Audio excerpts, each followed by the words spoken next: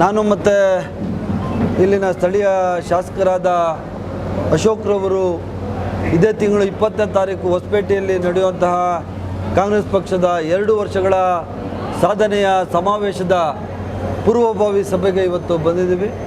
ಸುಮಾರು 4 ರಿಂದ 5 ಸಾವಿರ ಜನ ಇಲ್ಲಿಂದ ಸಿಂದಗಿ ಮತಕ್ಷೇತ್ರದಿಂದ ಈ ಸಾಧನಾ ಸಮಾವೇಶಕ್ಕೆ ಬರಲಿದ್ದಾರೆ. ಆದ್ದರಿಂದ ಇವ್ರನ್ನೆಲ್ಲರನ್ನೂ ಸ್ವಾಗತ ಮಾಡಲಿಕ್ಕೆ 20ನೇ ತಾರೀಕಂದು ನಡೆಯುವಂಥದ್ದು ಈ ರಾಜ್ಯದ ಇತಿಹಾಸದಲ್ಲಿ ಸುವರ್ಣ ಅಕ್ಷರಗಳಲ್ಲಿ ಬರೆದಿಡಬೇಕಾದ ಸಂದರ್ಭ.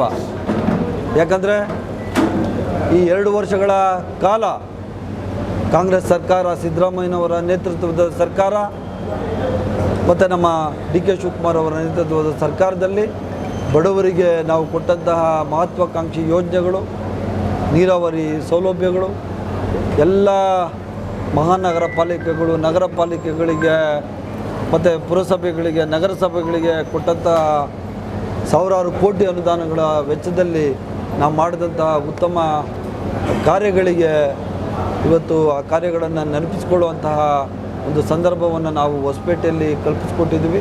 ಸುಮಾರು 1 ಲಕ್ಷಕ್ಕೂ ಹೆಚ್ಚು ಜನ ರೈತರಿಗೆ ಇವತ್ತು ಖಾತೆಗಳನ್ನು ಕೊಡುವಂತಹ ಕೆಲಸವನ್ನು ನಾವು ಮಾಡ್ತಾಯಿದ್ದೀವಿ. ವಿಜಯಪುರ ಜಿಲ್ಲೆಯಲ್ಲಿ ಅದರಲ್ಲಿ 15,000ಕ್ಕೂ ಹೆಚ್ಚು ಖಾತೆಗಳನ್ನು ಕೊಡ್ತಾಯಿದ್ದೀವಿ. ಆದ್ದರಿಂದ ಇದೊಂದು ಪುಣ್ಯವಾದ ಕೆಲಸ ಅಂತ ನನ್ನ ಅನಿಸಿಕೆ. ಅದರಿಂದ ಈ ಕಾರ್ಯಕ್ರಮಕ್ಕೆ ಭಾಗವಹಿಸಲಿಕ್ಕೆ ಎಲ್ಲ ನನ್ನ ಸಿಂದಗಿ ಮತಕ್ಷೇತ್ರದ ಜನಗಳಿಗೆ ಆಹ್ವಾನ ಕೊಡಲಿಕ್ಕೆ ನಾನು ಮತ್ತು ನಮ್ಮ ಅಶೋಕ್ ಇವತ್ತು ಬಂದಿದ್ದೀವಿ. ಆದ್ದರಿಂದ ಇಲ್ಲಿ ಭಾಳಷ್ಟು ಉತ್ಸುಕರಾಗಿದ್ದಾರೆ. ಕಾಂಗ್ರೆಸ್ ಸರ್ಕಾರದ ಬಗ್ಗೆ ಭಾಳಷ್ಟು ಖುಷಿ ತಂದಿದೆ ನಮ್ಮ ಇಡೀ ರಾಜ್ಯದ ಜನತೆಗೆ. ಅದರಿಂದ ಅವ್ರಿಗೆಲ್ರಿಗೂ ನಾನು ಸುಸ್ವಾಗತವನ್ನು ಕೊಡ್ತಾ ಇದ್ದೀನಿ.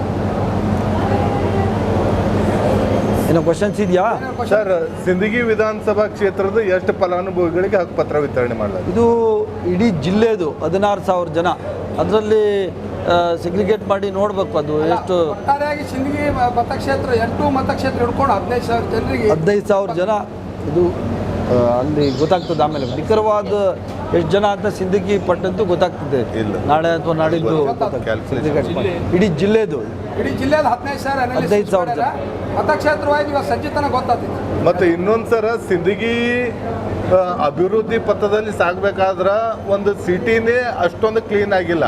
ನಮ್ಮದು ಭಾಳ ಕೊರಗಿರ್ತಕ್ಕಂಥದ್ದೇ ಸಿಟಿಗೆ ಬೇಕಾಗಿರ್ತಕ್ಕಂಥ ಅನುದಾನ ಸರ್ಕಾರದಿಂದ ಬರ್ತಾ ಇಲ್ಲ ಅಂತಕ್ಕಂಥದ್ದು. ನೋಡಿ, ಈಗಾಗಲೇ ನನ್ನ ಇಲಾಖೆಯಿಂದ 100 ಕೋಟಿಗೂ ಹೆಚ್ಚಿನ ಅನುದಾನವನ್ನು ಸಿಂದಗಿ ಮತ್ತು ಅಲ್ಮೇಲ ಮತಕ್ಷೇತ್ರಕ್ಕೆ ಕೊಟ್ಟಿರುವಂಥದ್ದು. PWDಯಿಂದ ದುಡ್ಡು ಬಂದಿದೆ, ಪುರಸಭೆಯಿಂದ ದುಡ್ಡು ಬಂದಿದೆ, RDPR ಇಂದ ದುಡ್ಡು ಬಂದಿದೆ.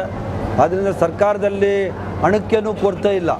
ಮುಂದಿನ ದಿವಸಗಳಲ್ಲಿ ಮತ್ತು BJPಯವರು ಮಾಡಿದಂಥ ಸಾಲ ದೊಡ್ಡ ಪ್ರಮಾಣದಲ್ಲಿತ್ತು.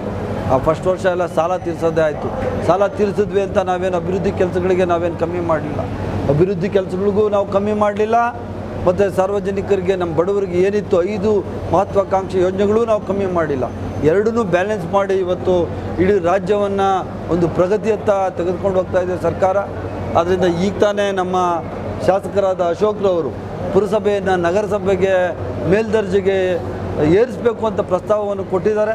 ನಾನು ಪ್ರಪ್ರಥಮವಾಗಿ ರಾಜ್ಯದಲ್ಲಿ ಯಾವುದಾದ್ರೂ ಮುಂದಿನ ದಿವಸಗಳಲ್ಲಿ ಮಾಡಿದ್ರೆ, ಪುರಸಭೆಯನ್ನು ನಗರಸಭೆಯನ್ನಾಗಿ ಮಾಡಿದ್ರೆ ಅದು ಸಿಂದಗಿ ಪಟ್ಟಣ ಪ್ರಥಮ ಸ್ಥಾನದಲ್ಲಿರ್ತದೆ ಅಂತ ನಾನು ಈ ಸಂದರ್ಭದಲ್ಲಿ ಹೇಳಿ ಬಯಸ್ತೀನಿ.